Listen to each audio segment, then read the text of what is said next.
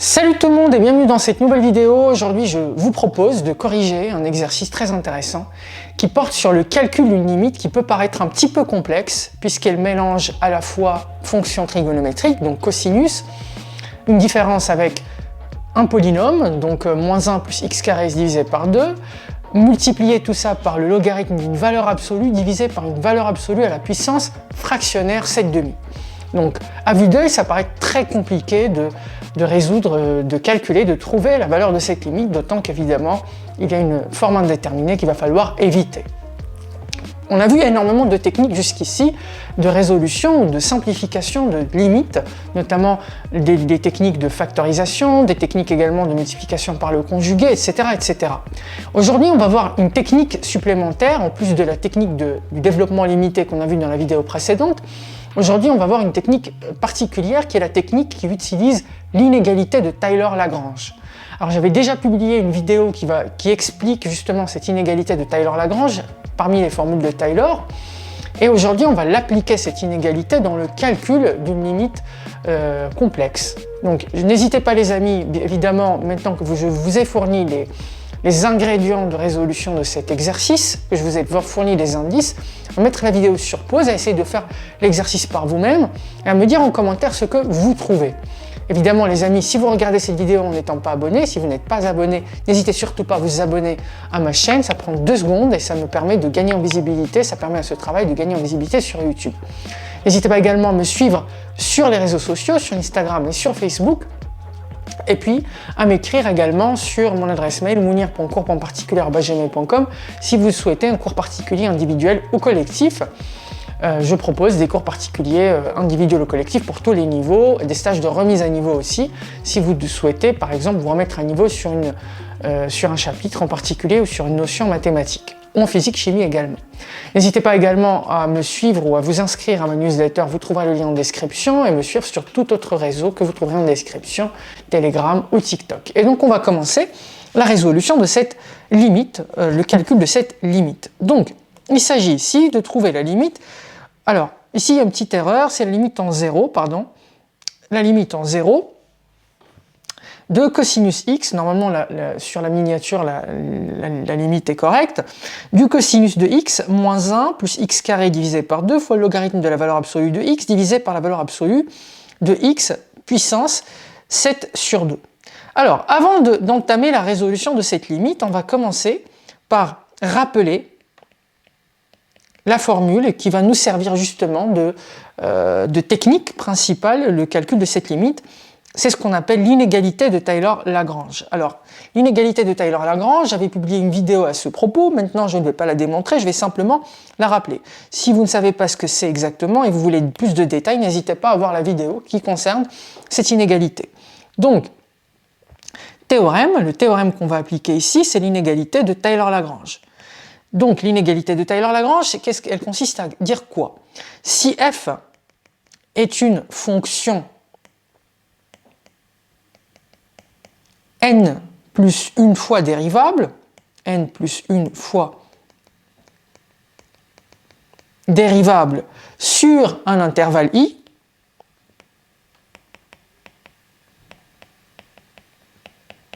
d'accord? Alors, si on suppose qu'il existe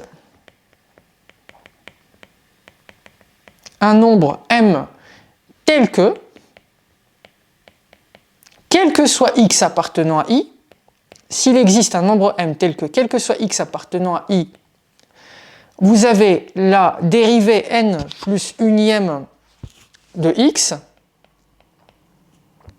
inférieure à m. C'est-à-dire que si la dérivée n plus unième de la fonction f est majorée et bornée par ce nombre m, alors on a cette propriété, alors la valeur absolue entre deux points en fait, quel que soit x1, il faut que je le précise, quel que soit x1 de i, quel que soit x2 de i, si vous prenez deux nombres qui appartiennent à i, si vous faites la différence f de x2 moins f de x1 moins la somme, donc le polynôme de Taylor, moins la somme de k allant de 1 jusqu'à n de la différence x2 moins x1 puissance k sur factoriel k fois f dérivée km de x1, eh bien tout ça est inférieur ou égal, c'est important, c'est inférieur ou égal à m multiplié par la valeur absolue de x2 moins x1 puissance n plus 1 sur factoriel n plus 1. Voilà donc l'inégalité de Taylor-Lagrange. Donc il faut que la fonction soit n plus une fois dérivable sur l'intervalle i, et il faut qu'il existe un majorant, c'est-à-dire que cette fonction, la dérivée n plus unième de la fonction f, soit bornée par ce nombre m. Alors dans ce cas, si vous faites la différence entre f de x2 et le polynôme de Taylor appliqué à x2 et x1, donc x2 moins x1 puissance k sur factoriel k fois f km dérivée de x1, eh bien vous pouvez majorer, vous pouvez borner cette différence par m multiplié par x2 moins x1, le tout puissance n plus 1 divisé par factoriel n plus 1. Alors les amis, vous pouvez me demander, évidemment, vous avez le droit de me questionner sur la raison qui m'a poussé à penser à cette inégalité de Taylor-Lagrange pour pouvoir intervenir dans la résolution de cette limite que j'ai à résoudre ici.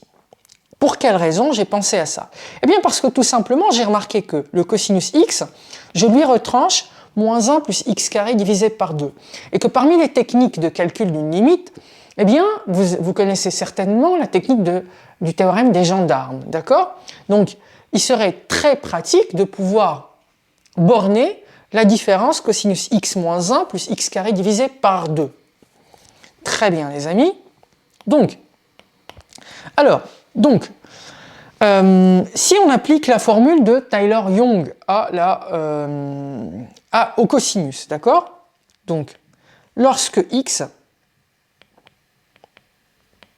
tend vers 0, je peux appliquer la formule de Taylor-Young à x. Donc, cosinus x, n'oubliez pas les amis, cosinus x c'est quoi? Je vous rappelle la formule de Taylor-Young. La formule de Taylor-Young pour le cosinus, c'est tout simplement la somme de moins 1 puissance k, x puissance 2k, sur factoriel 2k, f km, donc voilà, donc x puissance 2k, plus donc k allant de 0 ici, jusqu'à n, plus petit taux de x puissance 2n ou 2n plus 1. D'accord les amis?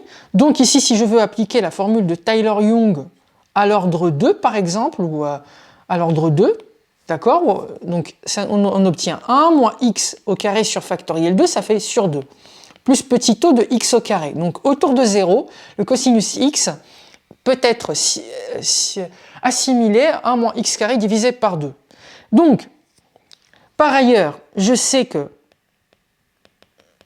si je dérive le cosinus n fois, d'accord, peu importe le nombre n, quel que soit n appartenant à n, je sais que si je dérive le cosinus n fois de x, quel que soit x appartenant à R, si je dérive le cosinus n fois de x, ce sera toujours inférieur à 1. Donc, on a l'application de la condition de majoration, enfin de bornage de la dérivée n-ième de cosinus x, peu importe le n, d'accord? Donc, on peut appliquer la formule de Taylor-Lagrange. Donc, d'après la formule de Taylor-Lagrange, puisque le cosinus, la fonction cosinus est 3 fois dérivable, donc est classe de classe C infinie, je peux dire même x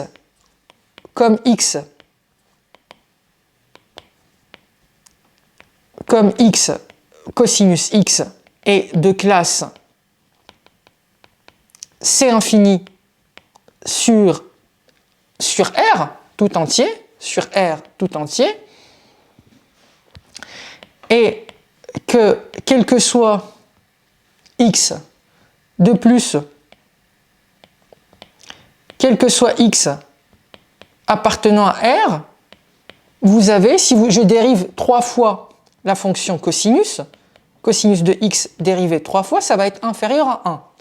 Donc, qu'est-ce que je peux écrire? Donc, on peut appliquer, d'après la formule de Taylor-Lagrange, ou l'inégalité de Taylor-Lagrange,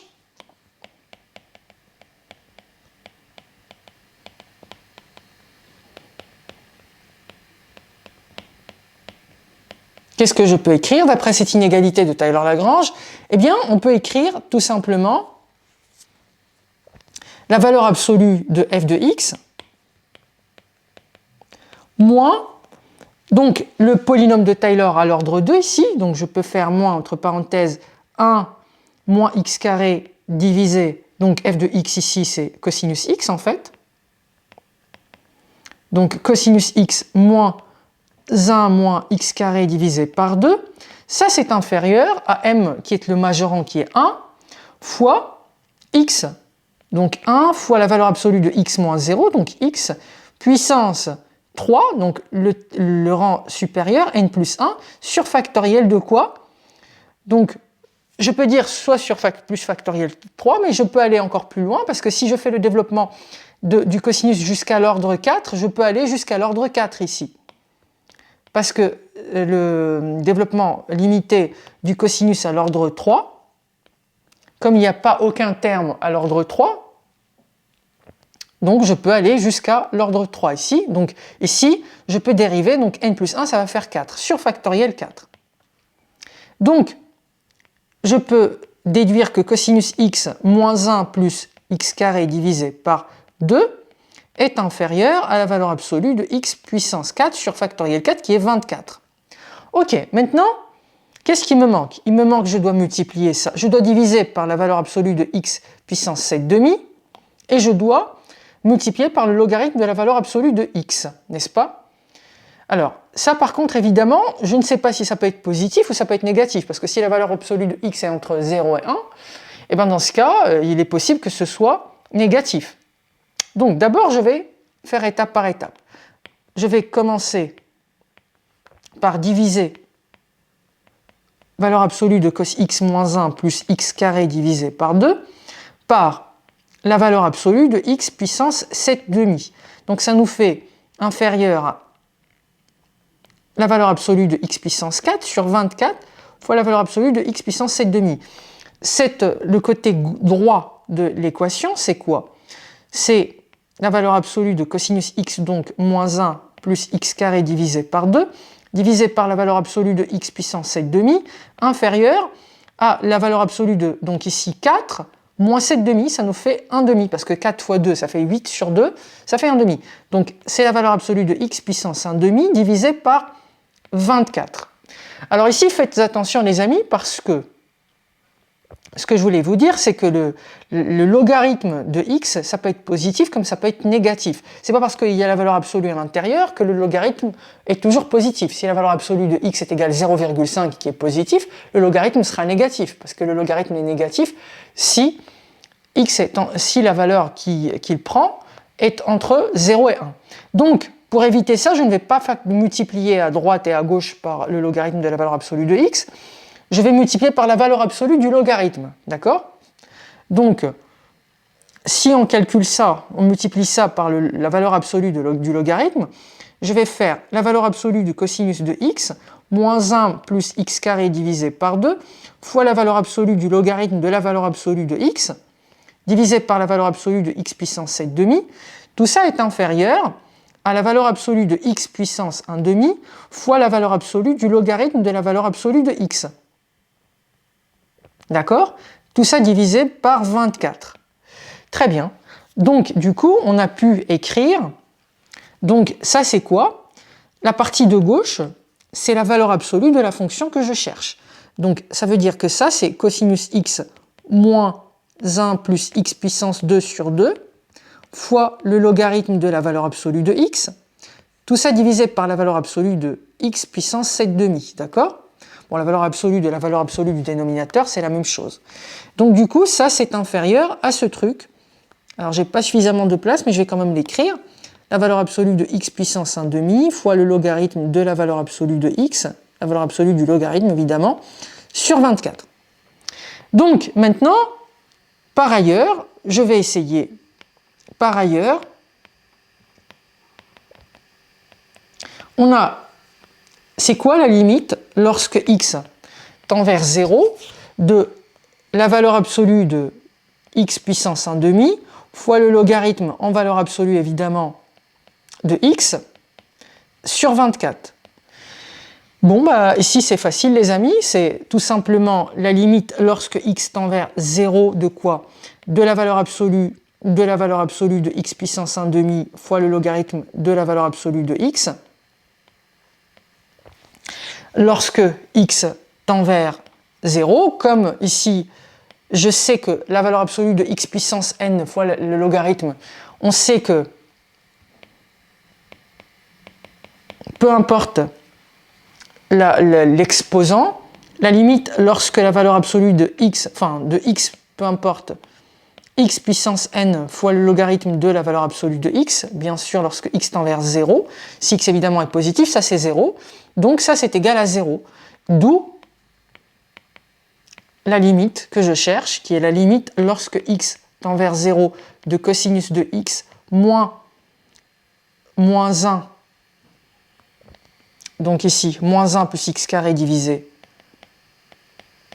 par 2, le logarithme de la valeur absolue de x divisé par la valeur absolue de x puissance 7/2, tout ça est égal à 0. Voilà les amis la justification. Donc ici, on a appliqué le théorème des gendarmes, puisqu'on a pu borner la fonction qu'on cherche par une fonction ici, qui en l'occurrence tend vers 0. Voilà les amis, donc j'espère que la vidéo vous a plu, j'espère que vous avez réussi à faire le calcul par vous-même, j'espère que vous avez compris l'intérêt de l'application de cette inégalité de Taylor-Lagrange. Si vous n'êtes pas abonné à ma chaîne, n'hésitez pas à vous abonner maintenant, activer la cloche pour être prévenu des sorties des prochaines vidéos. N'hésitez pas à me suivre sur les réseaux sociaux, sur Instagram et sur Facebook. N'hésitez pas à m'écrire à monir.cours.particulier@gmail.com si vous appréciez ma méthodologie, vous désirez un cours particulier qui soit individuel ou collectif, ou un stage de remise à niveau. N'hésitez pas également à vous inscrire à ma newsletter, vous trouverez le lien en description de cette vidéo. Et je vous dis les amis à très bientôt pour une nouvelle vidéo.